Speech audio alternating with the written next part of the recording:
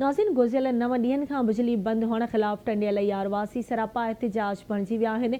शहरियुनि पारां कराची मीरपुर ख़ासि रोड ते धरणो हंयो वियो, जंहिं सबबि केतिरनि ई कलाकनि ताईं ईंदड़ वेंदड़ ट्रैफ़िक मुअतल रही। टंडियल यार जे शहरियुनि जे एहतजाज बाबति ॾिसूं था ग़ुलाम रसूल नोहड़ियो जी रिपोर्ट। टंडियल जे उनड़पाड़े रहवासियुनि पारां 9 ॾींहं खां बिजली न हुअण करे कराची मीरपुर रोड ते धरणो हंयो वियो। धरणे सबबि केतिरा ई कलाक ट्रैफ़िक मुअतल रही ऐं गाॾियुनि जूं कतारूं पिणु लॻी वियूं, जंहिं करे उमरकोट, मिठी, कराची, हैदराबाद ऐं मीरपुर ख़ासि वेंदड़ मुसाफ़िर सख़्त परेशानी खे मुंहुं ॾिनो। उन मौक़े ते रहवासियुनि आवाज़ टीवी सां ॻाल्हाईंदे चयो त असांजे लाइट कोन्हे, असांजो ट्रांसफार्मर लाइ लाइट आहे कोन। असां जेॾी महिल रोड बंदि करियूं था, केॾी महिल SP साहब अचे थो, चए थो भई ट्रांसफार्मर अचे थो, असीं वेंदा हलिया आहियूं। केॾी महिल SHO साहब अचे थो, असीं वेंदा हलिया आहियूं। जेॾी महिल ॾिस असांखां ज़ुल्म लॻो पियो आहे।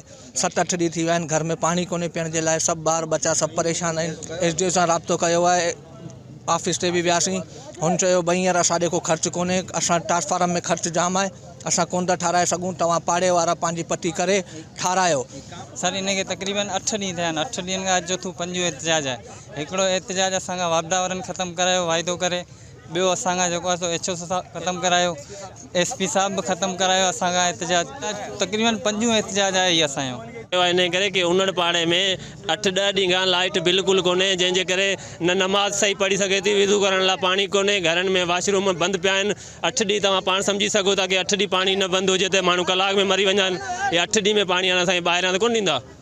इन करे महिरबानी आहे गवर्नमेंट के जेके बापा आहिनि उन्हनि खे सभिनी खे असां लाइ जल्दी करनि। हिननि मुतालबो कयो त असांजी बिजली बहाल करे परेशानियुनि खां बचायो वञे। कैमरामैन दानिश लेगारी सां गॾु ग़ुलाम रसूल नोहड़ियो, आवाज़ टीवी, टंडोला यार।